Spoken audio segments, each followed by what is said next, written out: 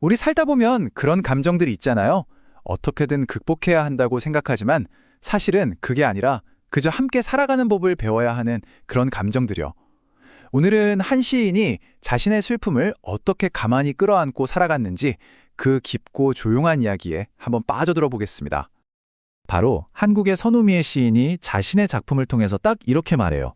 슬픔이라는 건 언젠가 지나가는 단계가 아니라 어쩌면 평생을 함께하는 동반자일지도 모른다고요. 그녀에게 그리움은 사라져야 할 대상이 아니었던 거죠.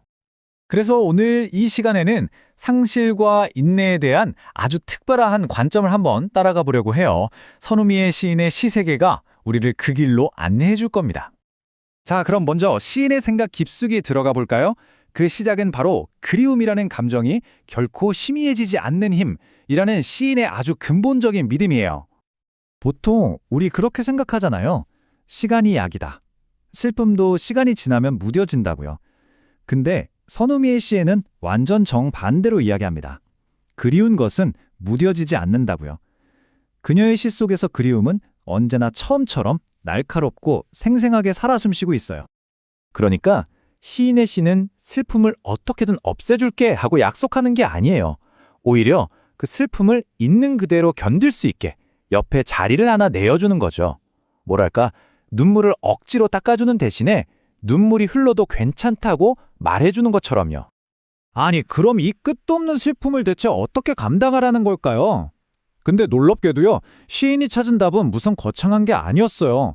바로 우리 주변의 아주 평범한 일상, 바로 거기에 있었습니다.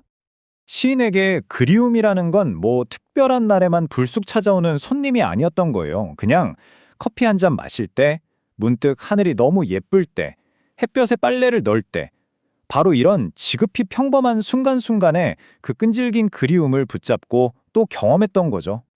네, 바로 이 구절처럼요.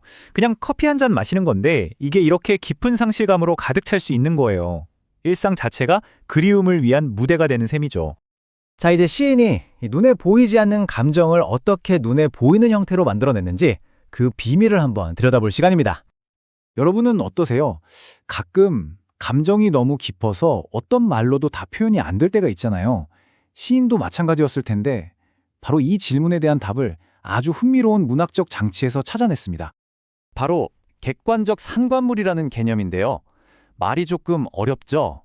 아주 쉽게 말해서 나 슬퍼 라고 직접 말하는 대신에 다른 어떤 걸 보여줘서 그 슬픈 감정을 느끼게 만드는 방법이에요. 보여주기라고 생각하면 쉽겠네요. 선우미의 시인에게 그 보여주기의 대상이 됐던 건 바로 호수 위에 외롭게 떠있는 오리 한 마리였습니다.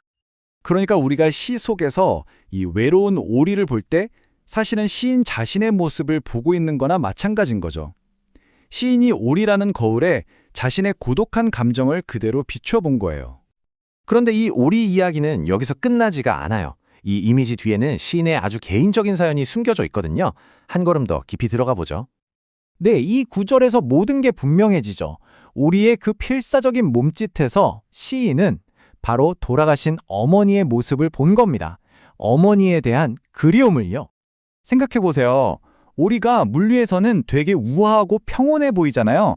하지만 그 물밑에서는 살아남기 위해 쉼없이 발을 젓고 있죠. 바로 이 모습이 겉으로는 괜찮아 보였지만 속으로는 치열하게 삶을 살아내셨던 어머니의 모습과 그대로 겹쳐 보였던 겁니다.